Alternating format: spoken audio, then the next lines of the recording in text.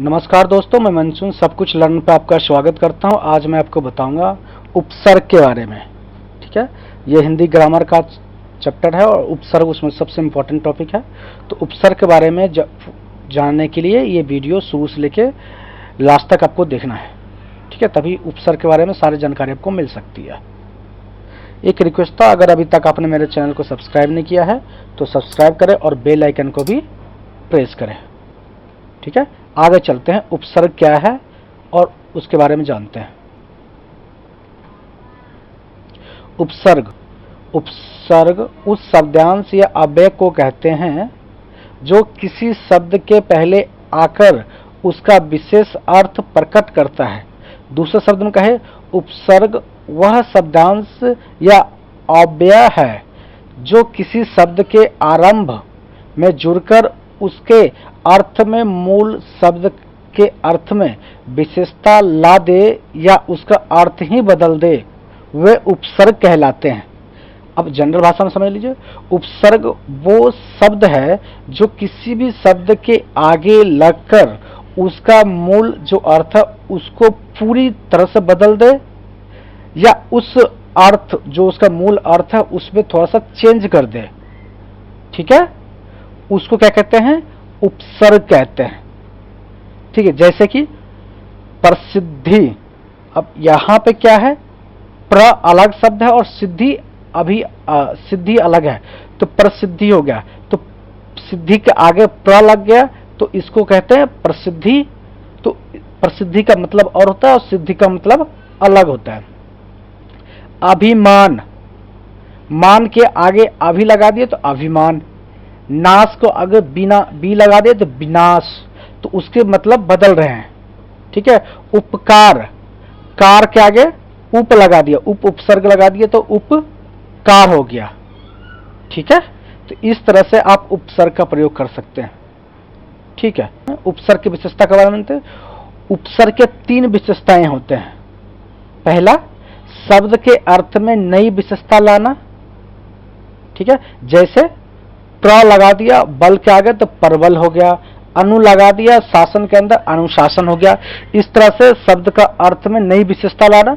दूसरा, शब्द के अर्थ का उल्टा देना, तो जो कह रहा है उसका जस्ट अपोजिट। सत्य को आगे अ लगा दिया तो असत्य, यश के आगे अप लगा दिए अपस अपयश। तो इस तरह से अर्थ को उल्टा कर देना। ठीक है, और तीसरा विशेषता क्या है, शब्द के अर्थ में कोई खास परिवर्तन ना करके मूलार्थ के इर्द गिर्द अर्थ प्रदान करना। ठीक है, अब इसके आगे लगेगा और पूरा अर्थ नहीं बदलेगा, जो उसका अर्थ है उसी अर्थ को परिवर्तन करके उसके इर्द गिर्द घूमना, जो उसका मूल शब्द का अर्थ है वो भी उपसर्ग का विशेषता है। जैसे कि एक एग्जाम्पल लेकर मैं बताता हूँ, बी प्लस शुद्ध विशुद्ध, परि प्लस भ्रमण परिभ्रमण। तो इस तरह से। ठीक है, अब उपसर्ग की संख्या, कितनी उपसर्ग की संख्या है? ठीक है, उपसर्ग कितने विभाजन है देखो। संस्कृत के उपसर्ग अलग होते हैं, हिंदी के उपसर्ग अलग होते हैं, उर्दू के उपसर्ग अलग होते हैं, अंग्रेजी के उपसर्ग अलग होते हैं। उपसर्गता, व्याय, संज्ञा, सर्वनाम, विशेषण, 5 इसकी संख्या होते हैं। 5 पार्ट में इसको डिवाइड किया गया, सबके अलग अलग होते हैं। ठीक है, संस्कृत के उपसर्ग पे। ठीक है, अब संस्कृत के उपसर्ग के क्या अर्थ हैं? अति। अब देखो यहाँ पे अर्थ क्या होता है अति का? अधिक। अति का क्या अर्थ होता है? अधिक। ठीक है, अति का मतलब ऊपर, और अति का अर्थ ये भी कह सकते हैं आप उस पर। ठीक है, अब इसमें उपसर्ग से बने शब्द देखो आप। अतिकाल, अधिक पुराना, अत्याचार, अतिक्रमण, अतिरिक्त, अतिशय, अत्यंत, अतियुक्ति, अतिक्रमण इत्यादि। इस सारे शब्द किससे बनते हैं? अति से बनते हैं। ठीक है, अब दूसरा देख लेते हैं, अधि। अधि का क्या मतलब होता है? ऊपर, श्रेष्ठ, अधिकरण, अधिकार, अधिराज, अध्यात्मक, अध्यक्ष, अधिपति इत्यादि। ये सारे अधि से बनते हैं। ठीक है, उप उपसर्ग देख लेते हैं। उप से क्या क्या होता है? उप मतलब क्या होता है? बुरा, अभाव, हीनता, विरुद्ध। ठीक है, उप उपसर्ग क्या होता है? उपकार, अपमान, उपकार, अपकार, अपमान, अपशब्द, अपराध, अपहरण, अपकृति, अपप्रयोग, अपव्यय, उपवाद, अपवाद, अपवाद, इस तरह से शब्द आप प्रयोग कर सकते हैं। अ उपसर्ग का देख लेते हैं। अ में अभाव, अ का मतलब होता है अभाव, अज्ञान, अधर्म, अस्वीकार इत्यादि। अनु उपसर्ग क्या है? पीछे, समानता, कर्म और पश्चाताप। ठीक है, ये अनु उपसर्ग का अर्थ होता है। अब इसके अनुशासन, अनुज, अनुपात, अनुवाद, अनुचार, अनुकरण, अनुरूप, अनुस्वर, अनुशीलन इत्यादि। ठीक है। आ उपसर्ग क्या मतलब होता है? और, सीमा, समेत, कमी, विपरीत। ठीक है। अब आकाश, आकाश, आदान, आजीवन, आगमन, आरंभ, आचरण, आचरण, आमुख, आकर्षण, आरोहण इत्यादि। ठीक है। आगे चलते हैं। आगे क्या है? अब उपसर्ग का क्या मतलब होता है? हिंसा, अनादर, पतन। ठीक है। अवगत, अवलोकन, अवनत, अवस्था, अवशासन, अवज्ञा, अवरोहण, अवतार, अनिनति, अवनति, अवशेष इत्यादि। ठीक है। उपसर्ग का क्या मतलब होता है? निकटता, सदृश, गौण, सहायक, हिंता। ठीक है। अब इसका उपसर्ग कैसे बनते हैं देख लेते हैं। उपकार, उपकुल, उपनिवेश, उपदेश, उपस्थिति, उपवन, उपनाम, उपसना, उपभेद इत्यादि। ठीक है। और आगे भी है, बहुत सारा उपसर्ग है, मैं वो बताता हूँ। नि उपसर्ग का क्या मतलब होता है? भीतर, नीचे, अतिरिक्त। ठीक है। निर्दर्शन, निपात, नियुक्ति, निवास, निरूपण, निर्वहन, निब्राहन, निम्र, निर्म, निर्देश, निरोध, निदान, निबंध इत्यादि। ठीक है। नीर का मतलब क्या होता है? नीर उपसर्ग का क्या मतलब होता है? बाहर, सेध, रहित। ठीक है। अब इसका शब्द कैसे बनते हैं दिखाता हूं मैं आपको।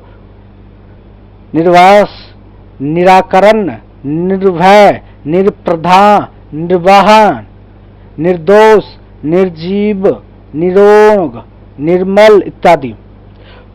प्रा का उपसर्ग क्या मतलब होता है? उल्टा, अनादर, नासा। इसका कैसे शब्द बनते हैं? प्राजय, प्राकर्म, प्राभाव, परामर्श, प्रारूभूत इत्यादि। परि उपसर्ग का क्या मतलब है? आसपास, चारों ओर, पूर्ण। ठीक है। परिक्रमा, इसके शब्द बनते हैं परिक्रमा, परिजन, परिणाम, परिधि, परिरूप इत्यादि। प्र है, प्र उपसर्ग का क्या मतलब होता है?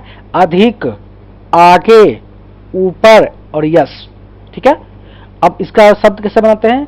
प्रकाश, प्रख्यात, प्रचार, परबल, प्रभु, प्रयोग, प्रगति, प्रसार, प्रयास इत्यादि। प्रति उपसर्ग क्या मतलब होता है? विरोध, बराबरी, प्रत्येक, परिवर्तन। ठीक है। इसके शब्द बनाते हैं प्रतिक्षण, प्रतिनिधि, प्रतिकार, प्रत्येक, प्रतिदिन, प्रतिकूल, प्रत्यक्ष इत्यादि। वी का क्या मतलब होता है? वी उपसर्ग का क्या मतलब होता है? भिन्नता, हीनता, असमानता, विशेषता। ठीक है। विकास, विज्ञान, विदेश, विविधता, विधवा, विवाद, विशेष, विस्करण, विराम, वियोग, विभाग, विकार, विमुख, विनय, विनाश इत्यादि। इस सारे उपसर्ग से ये सारे शब्द बनते हैं। ठीक है।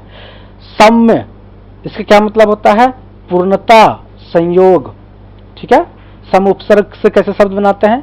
संकल्प, संग्रह, संतोष, संन्यास, संयोग, संस्कार, संरक्षण, संहार, सम्मेलन, संस्कृत, सम्मुख, संग्रह इत्यादि।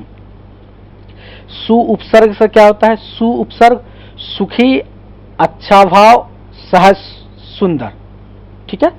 सुकृत, सुगम, सुलभ, सुदूर, स्वाद, सुयस, सुभाषित, सुवास, सुजन इत्यादि। इस क्या बनता है? सु से बनते हैं। ठीक है, आगे और भी उपसर्ग है, मैं आपको आगे बताता हूं। ठीक है,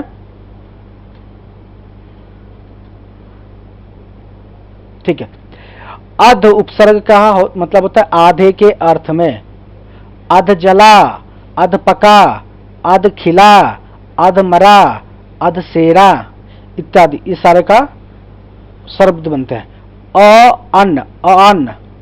ठीक है, निषेध के अर्थ में, निषेध के अर्थ में अनमोल, अनपढ़, अनजान, आहा, अथाह, अलग, अनमोल, अनमोल, अमोल, अनजान इत्यादि। उन उपसर्ग का क्या मतलब होता है? एक कम, एक कम, कम। 19, 29, 49, 59, 69 इस तरह से जो बनते हैं वो एक कम होता है। ठीक है, और उपसर्ग का क्या मतलब होता है? हीनता, निषेध। ठीक है, अगुण, अघट, अवसर, अधर इत्यादि। दूर उपसर्ग का कहा है? दूर मतलब बुरा, हीन, दुलकाल, दुबला इत्यादि। उपसर्ग का मतलब निषेध, अभाव, विशेष, निकम्मा, निखारा, निडर, निहत्था, निगोरा इत्यादि। बिन का क्या उपसर्ग का मतलब होता है? निदेश, निषेध। बिन जाना, बिन ब्याया, बिन बोया, बिन देखा, बिन खाया, बिन चखा, बिन काम इत्यादि। इस तरह से बिन का यूज कर सकते हैं आप। भर उपसर्ग कैसे प्रयोग करते हैं? इसका क्या मतलब होता है? पूरा और ठीक। भर पेट, भरसक, भरपूर, भर दिन। कु का क्या मतलब होता है उपसर्ग का? बुराई और हीनता। कुखेत, कुपात्र, कुकाट, कुपौत, कुढंग इत्यादि। ठीक है, अब चलते हैं हिंदी उपसर्ग के बारे में। हिंदी के उपसर्ग में, हिंदी के उपसर्ग में बताता हूं आपको। अन्न उपसर्ग होता है हिंदी में, इसका मतलब होता है निषेध अर्थ में। ठीक है, अर्थ में क्या होता है? निषेध। ठीक है, अनमोल। ठीक है, अन्न होता है अनमोल, अलगन, अनजान, अनकहा, अनदेखा। अध आधे के अर्थ में होता है। ठीक है, अध जला, अध खिला, अध्यापका, अध कचरा, अध कच्चा, अध मरा। उन एकदम, उन उपसर्ग क्या मतलब होता है? एकदम। 29 एक कम, एक कम होता है, एकदम नहीं, सॉरी, एक कम होता है। 19, 49, 59 इत्यादि। भर उपसर्ग का क्या मतलब होता है? पूरा और ठीक। भरपेट, भरपूर, भर दिन। दु उपसर्ग क्या मतलब होता है? बुरा, हीन, विशेष। दुर्बला, दुबला, दुर्जन, दुर्लभ, दुर्लकाल। नि उपसर्ग क्या मतलब होता है? अभाव, विशेष। निगोरा, निडर, निकम्मा। उपसर्ग क्या मतलब होता है? अभाव, निषेध। अछूता, आहा, अथः, अटल। क उपसर्ग क्या मतलब होता है? बुरा, हीन। कपूत, कचोट। कु उपसर्ग क्या मतलब होता है? बुरा। कुचाल, कुचैला, कुचक्र। अब उपसर्ग क्या मतलब होता है? हीन, निषेध। अब अगुण, औघर, अवसर, अवसान। भर का मतलब होता है पूरा, भरपेट, भरपूर, भरसक, भरमार। सु उपसर्ग क्या मतलब होता है? अच्छा, सुडौल, सुजान, सुघर, सुफल। पर उपसर्ग क्या मतलब होता है? दूसरा और बाद में, बाद का। ठीक है, परलोक, प्रोपकार, परसर्ग, प्रहित। बिन उपसर्ग क्या मतलब होता है? बिना, निषेध। ठीक है, बिन ब्याह, बिन बादल, बिन पाए, बिन जाने। ठीक है, ये सारे हिंदी के उपसर्ग हैं। उससे पहले आपको बताया मैंने संस्कृत के उपसर्ग। अब हम चलते हैं उर्दू के उपसर्ग पर। ठीक है, उर्दू के क्या क्या उपसर्ग हैं? ला मतलब क्या होता है? बिना। लाचार, लाजवाब, लापरवाह, लापता। बाद मतलब क्या होता है? बुरा। बद सूरत, बदनाम, बद दिमाग, बदमाश, बदकिस्मत इत्यादि। बे उपसर्ग क्या मतलब होता है उर्दू में? बिना। बेकाम, बेसर, बेहरम, बेईमान, बेरहम। कम का क्या मतलब? थोड़ा, हीन। कमसीन, कामाख्या, कमजोर, कम दिमाग, कम जात इत्यादि। गैर का क्या मतलब? के बिना और निषेध। गैर कानूनी, गैर जरूरी, गैर हाजिरी, गैर सरकारी इत्यादि। खुश क्या मतलब? श्रेष्ठता के अर्थ में, श्रेष्ठता के अर्थ में प्रयोग होता है खुश का। खुशनुमा, खुशगवार, खुश मिजाज, खुशबू, खुश दिल, खुशहाल, इस तरह से। ना का क्या मतलब होता है? अभाव। नाराज, नालायक, नाद, नामुमकिन, नादान, नापसंद, नादान इत्यादि। अल उपसर्ग क्या मतलब होता है उर्दू में? निश्चित। अलबत्ता, अल गजर इत्यादि। इस तरह से प्रयोग कर सकते हैं। ठीक है, बर उपसर्ग क्या मतलब होता है? ऊपर, पर, बाहर। बर्खास्त, बर्दाश्त और बर वक्त। ठीक है, अब चलते हैं आगे। और भी बहुत सारा उर्दू का उपसर्ग है, मैं उसका भी बात बताता हूं आपको। ठीक है, बिल उपसर्ग क्या मतलब होता है? के साथ। बिल, बिल आखिर, बिल्कुल, बिल वजह, बिल वजह। हम का क्या मतलब होता है? बराबर और समान, समान। हम उम्र, हमदर्दी, हम पेशा इत्यादि। दर उपसर्ग क्या मतलब होता है? में। दरअसल, दर हकीकत। फील और फी के क्या मतलब होता है? में, प्रति। फिलहाल, फी आदमी, इस तरह से यूज कर सकते हैं आप। ब उपसर्ग क्या मतलब होता है? और अनुसार।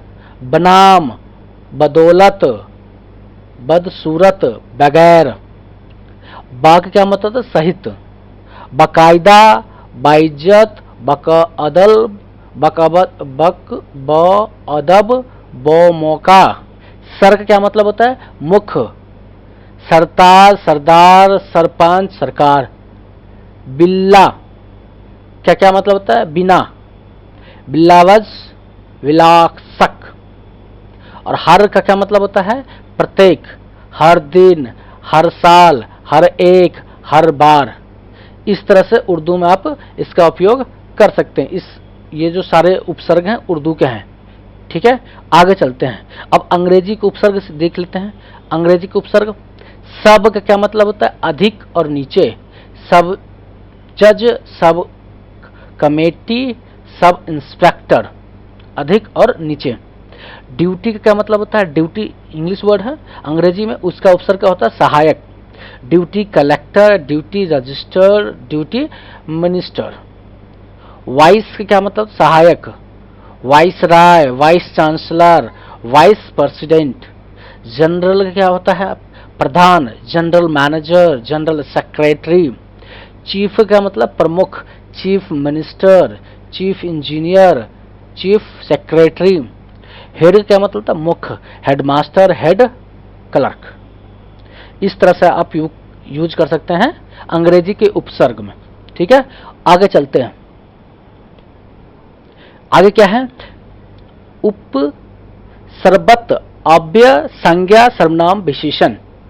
ठीक है, अब इसमें देख लेते हैं। उपसर्ग लिखा हुआ है, उसका अर्थ है और उपसर्ग बनने के शब्द है। ठीक है, जैसे आपने संस्कृत वाला देखा, हिंदी वाला देखा, उसके बाद उर्दू वाला दिखाया, फिर उसके बाद अंग्रेजी के भी उपसर्ग मैंने लाया। ठीक है, अब इसमें जो उपसर्ग होगा वो हो जाएगा संज्ञा के, सर्वनाम के और विशेषण के। ठीक है, अब आद्य, आद्य मतलब नीचे। ठीक, आद्य मतलब नीचे। आद्य पतन, उद्योग गति, आद्य गति, उद्मुखी, उदलिखित, अंतः भीतरी, अंतः मतलब भीतरी, अंतःकर, अंतपुर, अंतर्मन, अंतर्देश। अ मतलब क्या होता है, अ उपसर्ग का मतलब अभाव, अशोक, अकाल, अनीति, अधर्म, अज्ञान, अनीति। ठीक है। चिर का क्या मतलब होता है, बहुत देर, चिरंजीवी, चिरकुरम, चिरकुमार, चिरकाल, चिरायु।